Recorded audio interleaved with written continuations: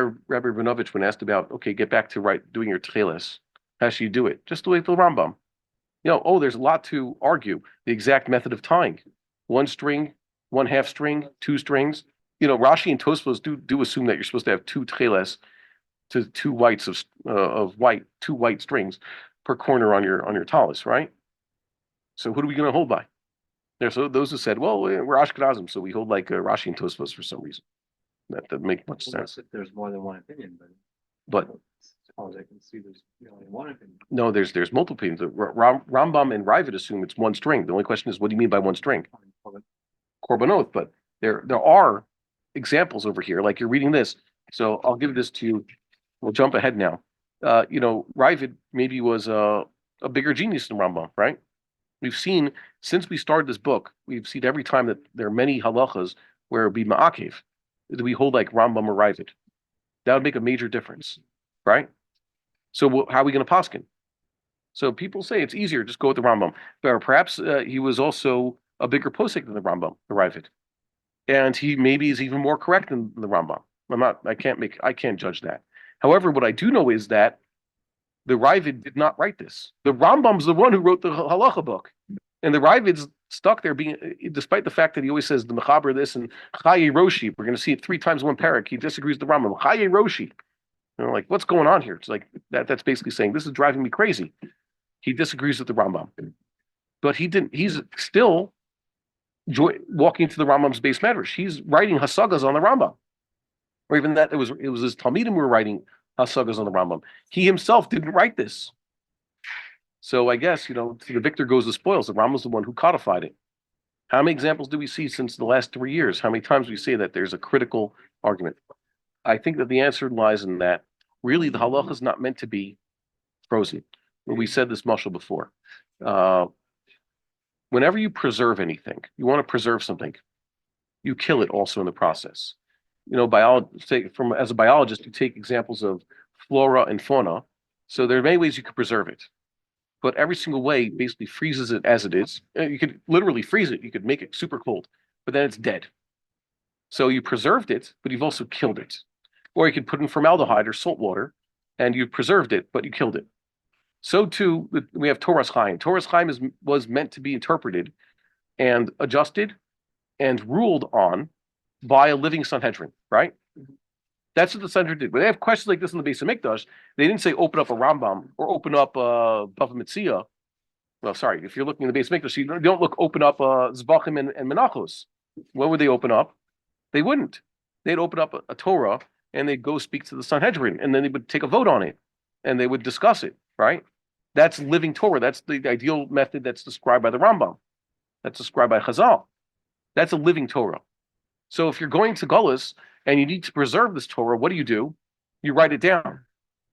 But by writing it down, any stage of taking Torah Shebaal Peh and writing it down and etching it into stone has done a wonderful job at preserving it.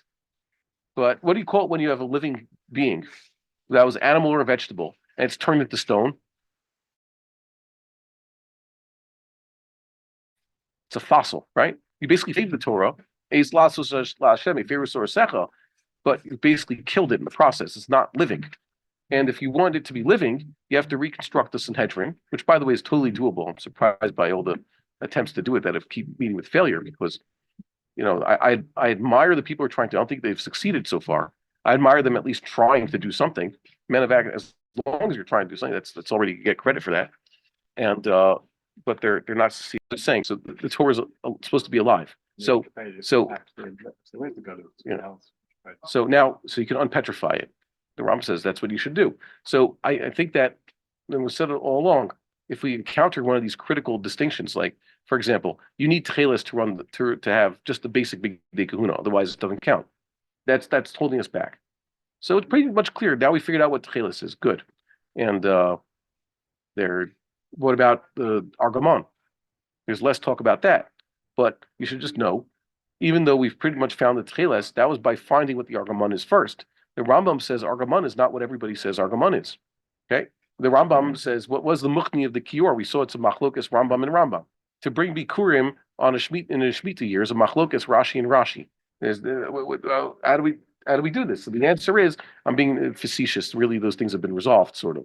But for all these major arguments, where I don't think we're going to hold like the Rambam or Ravid, one of the basic elements of running a proper temple is that there is a Sanhedrin there to decide what's going on. They're the ones who are also inspecting the Kohanim. We said, what's their main job? Checking the Kohanim for mumim. So the Sanhedrin will decide this question. They're the ones who make the final say when the Torah is alive. So it doesn't really matter. Are we going to hold like the Rambam? I'm sure there are many things that, yeah, it's pretty clear it's like the Rambam, but just that's the nature of Torah study. Cannot be that the Rambam's always the winner in these essential arguments, and Rashi, Tosfos, and Ravad are the losers. Very well be that they're more correct, or there's a tradition. There could be things that Rambam didn't have. And also, I think that the involvement of Kabbalah is one of the things that's going to shock a lot of people. There's not going to be a lot of room for a lot of Kabbalistic practices that are new in our day. People say, well, the Ari says I should do it this way. It's like, yeah, but that was a gullus. Even if he came up with Eretz Yisrael, that was something that was created in the gullus for how Judaism is observed in the gullus, like Kohanim with payas. You want to be a Kohen, it's pretty clear. Kohanim are not allowed to have longer payas. They have to have a short haircut. That's forbidden for them. We say, but yeah, but nowadays all the good from people have, exaggerated payas. You're telling every Kohen to get a haircut. Yeah, you're going to have to do that. Get over it. And you're not going to be able to say like, oh, there's a way, there's an exception. None of those things were ever said by the sages and said by the Torah. A Sanhedrin could have a drasha, maybe somehow create a room. But before you actually do that, before they actually matir something that's explicitly forbidden by the Torah, you first have to know that's not the way it's supposed to work.